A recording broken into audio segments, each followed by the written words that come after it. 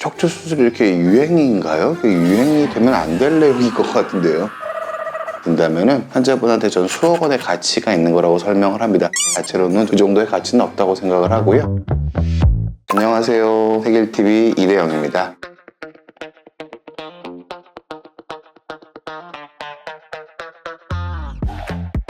원장님, 척추 수술에 대해서도 밈이 있어요. 혹시 이런 밈들 들어보셨을까요?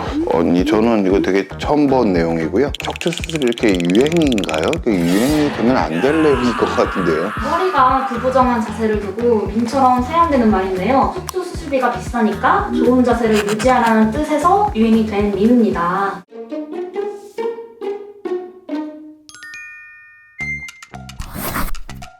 아닙니다. 척추 수술은 무조건 하면 안 되는 게 아니고요. 적절한 시기에 해야 됩니다. 제가 환자분한테 자주 드리는 말씀은 내일 안 아프려고, 한 달 후에 안 아프려고 수술하시는 것도 안 됩니다. 보통은 5년, 10년 후에 잘 걷지 못하게 될 것 같은 느낌이 들 때 수술을 하시는 거고요. 수술을 미루다가 몸에 힘이 다 빠지고 결정적으로 노쇠한 상태에서 수술을 하게 되면 수술 자체도 위험해지고 수술의 만족도도 떨어집니다. 일단 MRI 검사를 통해서 신경이 얼마큼 눌렸는지는 확인할 필요가 있습니다. 근데 신경이 눌렸다고 해서 꼭 수술이 필요한 건 전혀 아닙니다. MRI를 찍는 이유는 몸에 힘이 빠져서 안 되시는 건지 협착 때문에 아프신 건지 그걸 구별하실 필요가 있어서 MRI를 찍는 거지, MRI가 직접적으로 수술과 연관이 있다고 볼 수는 없습니다.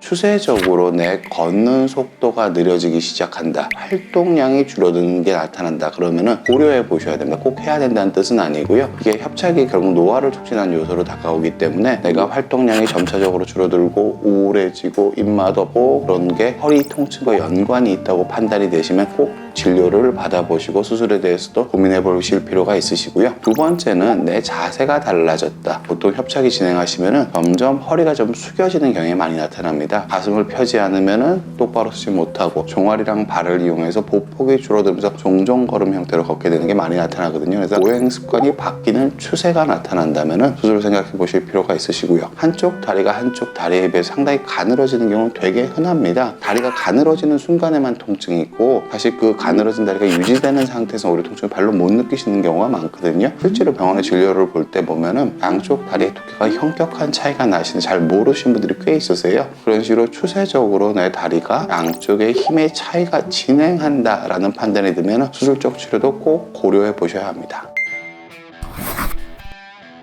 앉아있을 때 제일 중요한 게 앉기 전이 중요합니다. 앉기 전에 아랫배에 힘을 잘 주고 기마 자세 하는 것처럼 고관절을 먼저 접고 나서 앉으시면 허리 자세가 저절로 발라집니다. 정확한 자세로 앉으면 힘을 빼더라도 잘 유지가 됩니다. 척추 정렬은 바로 돼 있지 않는데 내가 힘을 줘서 자세를 바꾸려고 하면 자세가 잘 되지 않는 경우가 많습니다. 수면 자세는 체중을 받지 않는 자세이기 때문에 누워서 주무셔도 좋고 베개를 받으셔도 좋고 허리 밑에 수건을 얇게 깔으셔도 좋습니다. 단지 엎드리는 자세는 좀 추천드리기가 어렵습니다. 누워있을 때는 어깨랑 엉덩이가 안정적으로 받쳐주게 되겠죠. 또 엎드릴 때는 뭐가 받치게 될지가 안정적이지가 않으세요. 그래서 엎드린 자세는 권하기가 좀 어렵고요. 게임 열심히 하시는 분들 보면 누워가지고 이렇게 게임 하시잖아요. 그 자세는 괜찮습니다. 허리가 누워있는 자세니까 오히려 괜찮으신데, 사무직 분들이 제일 하시는 실수가 자세를 바로 안 하고 비싼 의자를 사세요. 비싼 거 샀으니까 등을 꼭 등받이 대고 싶은 충동을 받으시거든요. 근데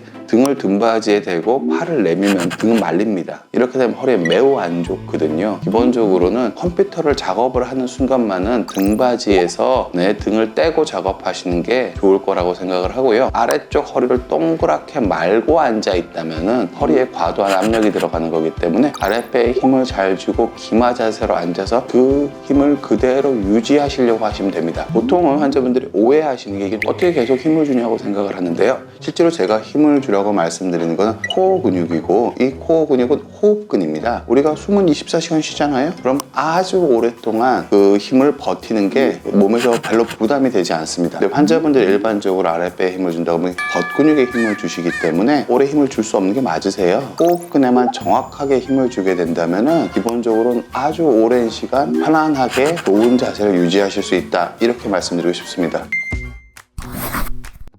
운동법에 대해서 여러분한테 꼭 말씀드리고 싶은 건요, 운동이 중요한 게 아니라 생활 습관이 중요합니다. 뭐 스포츠 선수들처럼 하루에 7, 8시간씩 꾸준히 할 수 있으면 그것만 가지고 생활 습관이 바뀌게 되는데요, 하루에 1시간 정도 몸에 너무너무 좋은 운동을 하고 나머지 시간 동안 배에 힘을 안 주고 몸을 꾸부정하게 다니면 운동이 크게 도움이 안 되겠죠. 그거보다는 내가 평소에 아랫배에 힘을 잘 주고 몸을 안 흔들리게 하면서 생활하는 게 실질적으로 중요합니다. 흔히 알고 계신 대표적인 코어 운동, 플랭크, 스쿼트, 브릿지, 이 동작들은 모두 허리에 움직임을 없게 하는 동작입니다. 플랭크 같은 경우는 팔과 코어를 연결하는 동작, 스쿼트 같은 경우는 대퇴사두근이랑 허벅다리랑 코어를 연결하는 동작, 그리고 브릿지 같은 경우는 주로 엉덩이 쪽과 코어를 연결하는 동작, 이렇게 보시면 됩니다. 코어는 협응력 있게 안 흔들리게 하는 거에 코어 운동인 거거든요. 지금 무슨 뜻이냐면은 내 몸이 일상생활에서 안 흔들리게 하는 게 상당히 중요한 코어 운동이 됩니다. 그리고 제가 환자분들한테 많이 권해드리는 건요, 걷기를 권해드립니다. 몸을 하나도 안 흔들리게 허리뼈의 움직임을 완전히 잡는 형태로 걷는 저희가 훈련을 좀 시켜드리거든요. 뻣뻣하지 않으면서 몸이 안 흔들리게 걷는 게 제일 중요합니다.